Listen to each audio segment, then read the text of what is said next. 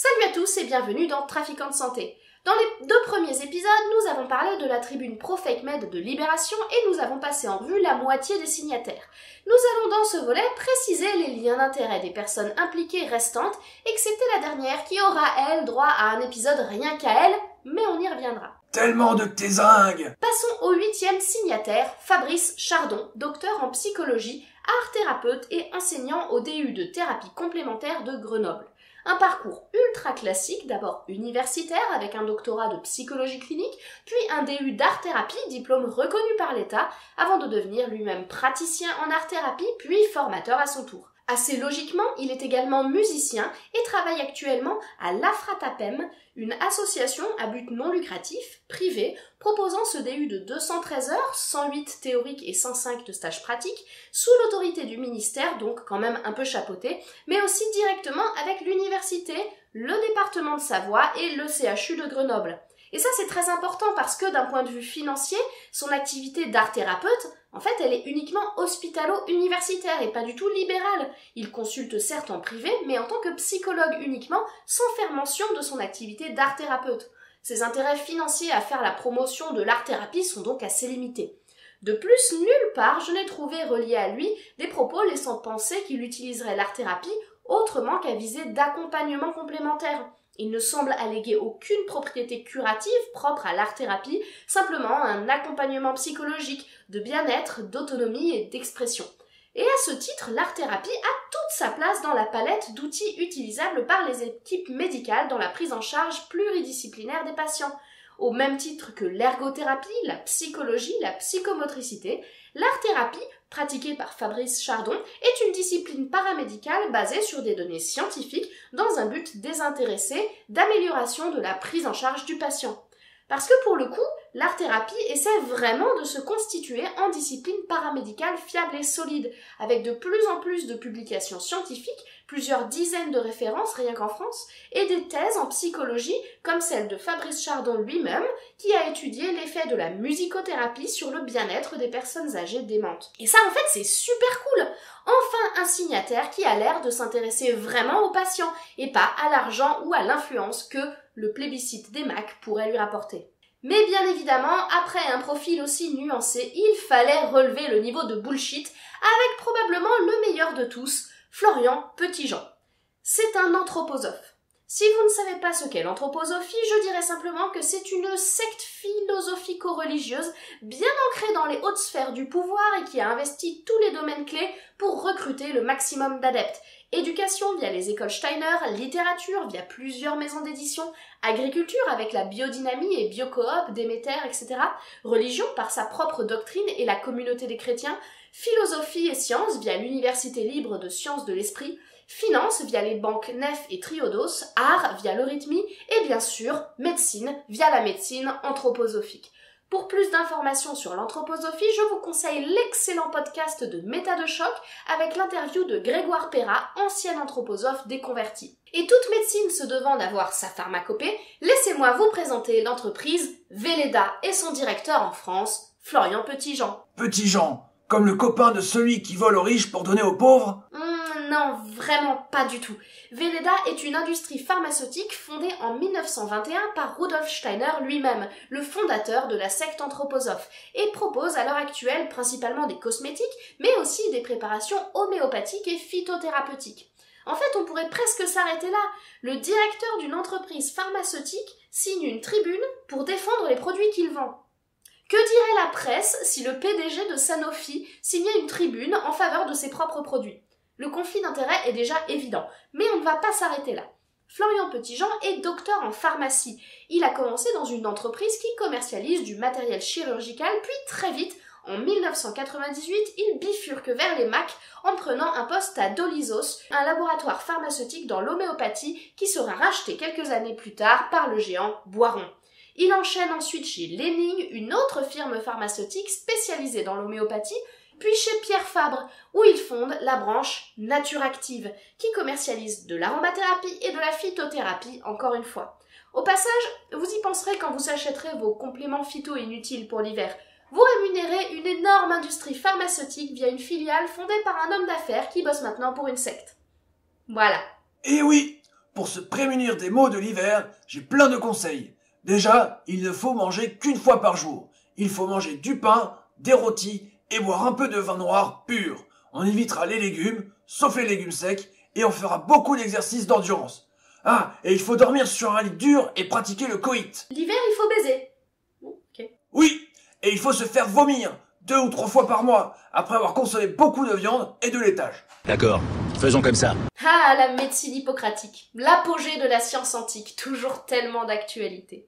C'est en 2016, après la création brillante de Nature Active pour Pierre Fabre, que Florian Petitjean attire l'attention et devient enfin directeur de Velleda France. Mais ce petit coquin de Florian Petitjean a eu la bonne idée de fonder sa propre entreprise pharmaceutique l'avant-veille du jour du montage.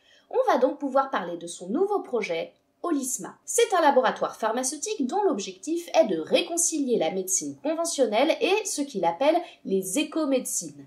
Son site met l'accent sur une santé intégrative et l'implication de chacun dans son bien-être, dans un contexte de réduction de l'impact écologique de ses produits. Jusqu'ici, à la limite, pourquoi pas? L'idée semble intéressante, même si des voyants de prudence s'allument déjà. Malheureusement, leurs produits ne sont pas encore disponibles, mais on parle de rituels pour tous les besoins.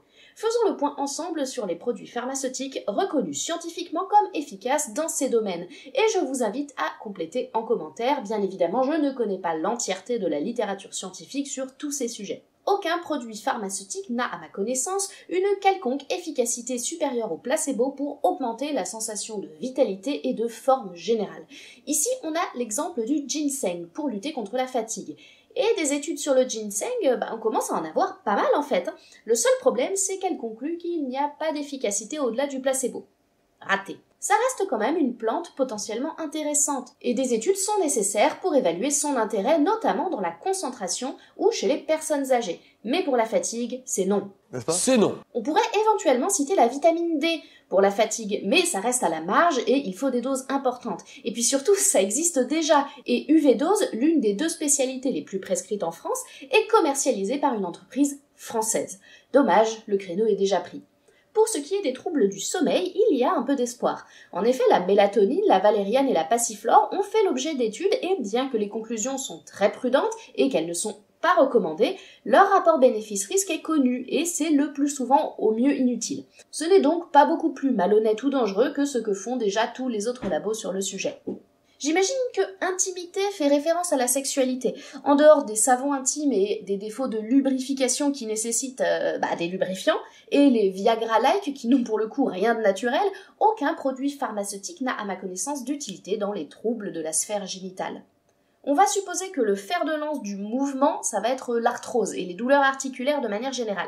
Et dans tous les cas, en fait, peu importe. Malgré de nombreux essais cliniques en cours, aucun médicament n'a prouvé qu'il régénère ou stoppe la dégénérescence des cartilages ou des ligaments. Et croyez-moi que le labo qui trouvera un truc vraiment efficace se fera des couilles en or tellement le marché est énorme. Là, on est probablement sur de l'arnaque de type chondrosulf.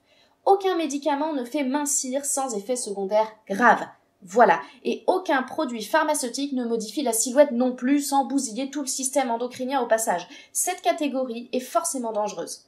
On peut mal respirer pour plein de raisons, mais globalement, les médicaments qui améliorent la respiration sont ceux soit qui dilatent les bronches, soit qui en diminuent l'inflammation. Tout ce qui agit pour déboucher le nez, etc., en dehors des lavages de nez, est inutile. Difficile de se prononcer formellement sur cet onglet tant qu'on n'a pas la composition des produits. En revanche, ce qu'on peut dire, c'est que les sprays, soi-disant assainissants, polluent l'air intérieur. Les huiles essentielles en diffusion n'ont jamais prouvé une quelconque efficacité pour neutraliser bactéries, virus et acariens. Donc on peut déjà dire qu'Olisma fait de la publicité mensongère. Les troubles digestifs, ça c'est un énorme business. Il y a plein de médicaments sur le marché, plus ou moins efficaces, avec des produits naturels parfois pertinents. Donc c'est probablement la catégorie qui semble la moins problématique et la plus prometteuse. Les seuls produits pharmaceutiques qui augmentent les défenses immunitaires, ce sont la supplémentation en vitamine D chez certaines populations et les vaccins. C'est tout. Et ça m'étonnerait que ce soit ce que propose Olisma, mais on va leur laisser le bénéfice du doute. Et enfin, la peau. Et là, je ne peux rien dire, puisqu'on rentre dans le champ de la cosmétique, ce domaine merveilleux où tout le monde raconte n'importe quoi et que les gens achètent quand même. Spoiler, les crèmes anti-rides, ça ne marche pas. Bon, Olisma ne donne pour le moment que peu d'informations, mais on voit déjà que ça commence mal. Allez, une bonne raison de plus de se méfier du discours de Florian Petitjean. Bref, c'est un homme de pouvoir. S'il est bel et bien pharmacien de formation, il est maintenant uniquement homme d'affaires. Et ce n'est pas si étonnant quand on voit le titre de sa thèse en 1994, « Légalisation et stratégie marketing du déremboursement des médicaments ». Avant même de finir ses études, Florian Petitjean avait déjà abandonné l'idée de soigner au profit de celle de rentabiliser la pharmaceutique. Bien évidemment, il s'était déjà engagé publiquement contre le déremboursement de l'homéopathie, puisque c'est une partie de son fonds de commerce. Et bien évidemment, il n'a jamais publié quoi que ce soit dans une revue scientifique pour étayer ses propos. Il relaye également massivement l'initiative « Mes besoins, ma santé » lancée cet été par Allier Santé, une sorte d'association dont il est cofondateur et qui milite pour une médecine intégrative et alliée au MAC. Et ça tombe bien puisque justement la fondatrice principale de cette association est notre 10e signataire, Christine Bellhomme. Christine Bellhomme ne se paye même pas le luxe d'être issue d'une formation médicale ou paramédicale. Après un master 2 de logistique, puis de santé et environnement, elle en vient finalement à un 3e master en santé publique. On a donc plutôt une femme issue du côté technique et économique de la santé. Bien sûr, elle n'a jamais rien publié sur le sujet. Elle fonde en 2006 C2DS, une association qui a pour but de sensibiliser les acteurs de la santé au développement durable, ce qui est cool, puis elle rejoint en 2018 la FRAPS, une autre asso dont l'objectif est de mettre en contact les acteurs de la santé pour développer des projets communs. C'est en fait dès 2010 qu'elle fonde son association de lobbying de MAC, Terre de Santé. Alors d'habitude j'évite de critiquer la forme, mais là je suis désolée, le site est méga moche. Mais venons-en aux faits. Ça a l'air d'être le même type d'association de conseil et d'organisation de conférences autour de ce même projet d'améliorer la vertu des entreprises. Mais que viennent faire les MAC là-dedans? Eh bien, il faudrait, selon Christine Bellhomme, favoriser la complémentarité des pratiques pour améliorer la santé publique. Cette observation ne se base sur rien, c'est considéré comme acquis, on ne sait ni pourquoi ni comment. On osera tout de même remettre en doute les compétences d'une association qui, dans les enjeux de santé publique du XXIe siècle, cite les malformations congénitales et la fibromyalgie en oubliant la santé mentale. Et là, on va faire une pause. Parce que les enjeux de santé publique du XXIe siècle, ils sont connus, en fait. Et ce sera pour moi l'occasion de vous présenter le Global Burden of Disease. Attends, mais ça n'a rien à voir avec la vidéo? Non, en effet, ça n'a rien à voir, mais c'est ma vidéo et je fais encore ce que je veux. Mais les gens, ça va les faire chier. Ils sont là pour t'entendre balancer sur des charlatans et confirmer leur croyance que ce sont tous des connards. Ils sont pas là pour apprendre des trucs. Bon, ok, très bien.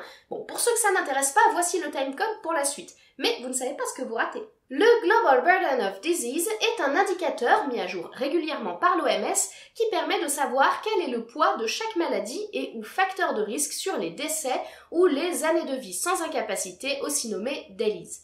Les DALYs, c'est un concept un peu bizarre, donc pour simplifier, disons que si vous vous faites renverser par une voiture à 22 ans, on va arrondir en disant que l'espérance de vie en France étant de 82 ans, vous allez perdre 60 ans de vie. Mais si vous avez la chance de survivre, tout en restant paraplégique à vie, vous allez perdre 60 ans de vie sans incapacité. Ce critère est nuancé par le type d'incapacité et le calcul est super compliqué puisque c'est différent de vivre avec un doigt en moins que de vivre en étant aveugle ou incontinent. Mais l'idée, c'est que vous survivez, certes, mais avec un handicap. Donc on va prendre la liste de Christine et comparer avec les vraies données de 2019. Si on met de côté la crise sanitaire actuelle, qui est un événement inhabituel, les maladies cardiovasculaires, AVC et infarctus, sont bien une cause importante de décès en France, et de DALY également. Mais ce n'est pas la première. En fait, ça fait plus de 10 ans que les cancers sont la première cause de mortalité et de DALYs en France, juste devant les maladies cardiovasculaires. Bon, au final, ce n'est pas si grave puisque les cancers sont cités juste après. En revanche, ce qui vient après, c'est l'obésité et le diabète. Alors c'est toujours compliqué de savoir quelle est la part de ces pathologies sur les décès ou les DALYs, car on ne meurt pas directement d'obésité et rarement du diabète. Mais notre super outil permet de déterminer que l'obésité est responsable d'environ 20% des AVC et infarctus et le diabète 13%. En effet, c'est donc loin d'être des sujets négligeables, mais il y a au moins 2 facteurs de risque qui engendrent tout autant de décès et de DALYs que l'obésité et le diabète. Le tabac, responsable de 68% des cancers du poumon, 53% des bronchites chroniques, 15 à 20% des AVC et infarctus et même près de 25% des lombalgies, ce qui représente au total près de 10% des DALYs et presque autant de décès. Et deuxièmement, l'alcool, responsable à la louche de près de 5% des décès et à peu près autant des DALYs. Donc lutter contre l'alcool et le tabac est également très important pour la santé publique. Pourtant, ce n'est pas listé ici. Mais c'est juste après que Christine part complètement en sucette, quand elle cite comme enjeu de santé publique du XXIe siècle les troubles de la reproduction. Alors déjà, même si être infertile est pathologique, ce n'est quand même pas un handicap quotidien, et surtout ça ne tue personne. Je n'ai aucune idée de ce que ça vient faire là, avec un chiffre de 50% de baisse de la fertilité masculine qui sort d'on ne sait où. Puis viennent les malformations congénitales, qui sont, selon ce site, un sujet majeur. Alors encore une fois, les maladies congénitales et pathologies néonatales en France en 2019 représentent moins de 0,5% des décès totaux. De même pour ce qui est des dialyses. On pourrait s'attendre à ce que ce soit des chiffres importants, puisque par définition, si on naît avec un handicap, on vivra le plus souvent toute sa vie avec, mais même pas. Les malformations congénitales et pathologies néonatales représentent seulement 1,65% des dialyses, soit à peine plus que les accidents de la route, mais surtout moins que les suicides et l'auto-agressivité. Entendons-nous bien, pour la santé publique, il est plus de 3 fois plus efficace de lutter contre la dépression que contre les pathologies congénitales. Et estimez-vous heureux? Vous savez quel était le taux de mortalité infantile à mon époque? 20%. Ça veut dire que sur 5 gamins qui naissaient dans l'année, un d'entre eux allait mourir avant d'avoir atteint 1 an. Et même là, c'était pas gagné, puisque 50% des enfants n'atteignaient pas l'âge adulte. Enfin, on nous cite les allergies et troubles respiratoires. Alors c'est tellement vague qu'on peut mettre à peu près tout ce qu'on veut dedans, mais j'imagine que c'est surtout les allergies respiratoires et l'asthme, qui atteignent à peine 2% des dialyses et 1% des décès, soit 2 fois moins que l'insuffisance rénale chronique par exemple. Et je vous ai gardé le meilleur pour la fin, les MCS et la fibromyalgie. Alors la fibromyalgie, tout le monde sait plus ou moins ce que c'est une maladie mal définie avec des symptômes très variés, de fatigue, de douleurs diffuses, etc. Aucune cause organique n'a jamais été retrouvée clairement à l'heure actuelle. Et les MCS, ou HCM en français, pour hypersensibilité chimique multiple, c'est juste quand tu supportes pas bien un produit. Ça peut donner des maux de tête, de la fatigue, des douleurs musculaires, bref, c'est vague, mal défini, et on ne sait ni d'où ça vient, ni même si ce ne sont pas simplement des symptômes d'une autre pathologie.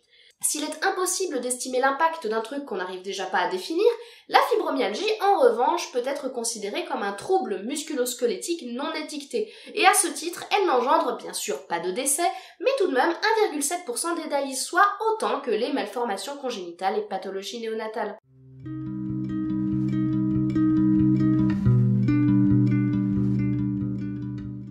Et comme la nature est bien faite, on en arrive aux 5 avant-derniers signataires qui représentent justement les associations de patients, dont la fibromyalgie. Chantal Dufresne, présidente de l'association AFA-Crohn RCH France.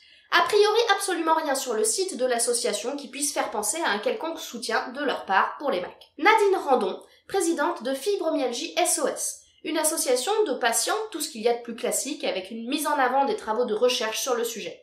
Malheureusement, une image vient tout gâcher. Dans l'onglet Traitement non médicamenteux, on trouve un PowerPoint d'un interniste qui met en avant l'importance de l'activité physique et de la prise en charge psychologique. Et juste à côté,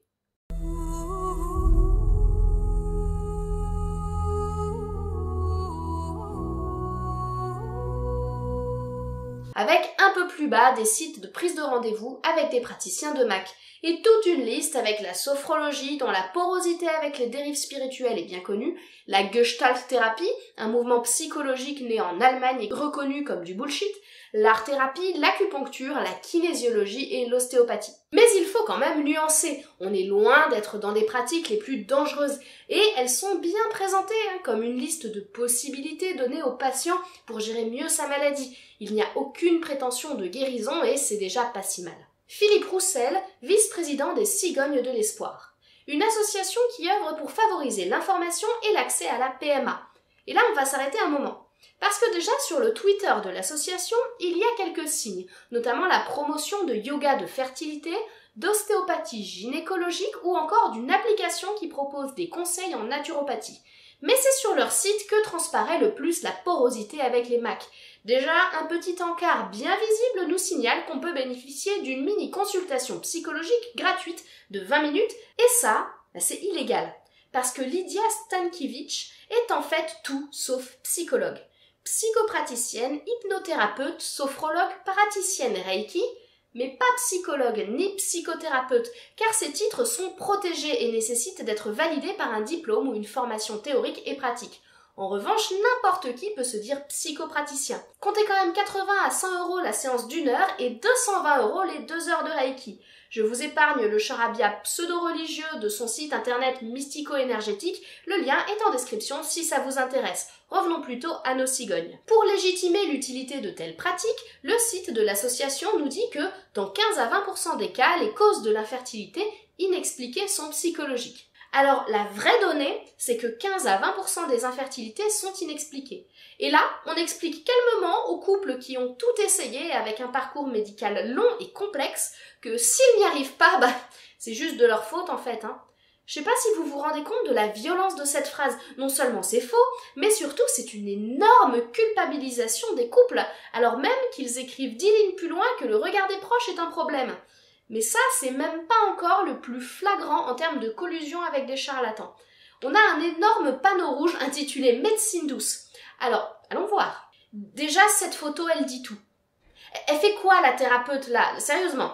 Elle canalise les énergies ou un truc du genre. Elle fait pas un accompagnement psychologique. Bon, après, on a évidemment l'ostéopathie, parce que c'est bien connu que les troubles de la fertilité sont éminemment liés au système ostéo-articulaire. Ah bon? Mais non, bien sûr que non.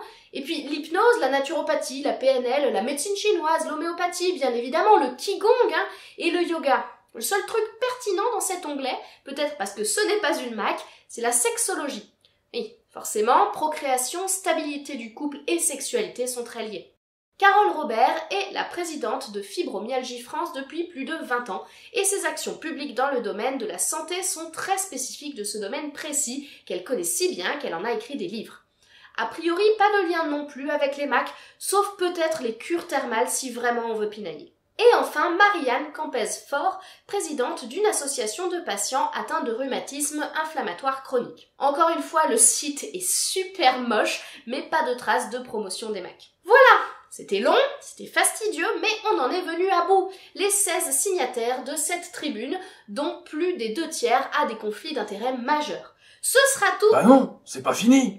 Comment ça, c'est pas fini? Tu as dit 16 signataires, mais tu as parlé seulement des 15 premiers. C'est qui la 16e? C'est tout à fait exact, mon cher Hippocrate. J'ai oublié la plus importante de toutes, la toute dernière en bas de page. Mes chers amis, on se retrouve très vite pour étudier ensemble le cas Médoucine. Prenez soin de vous.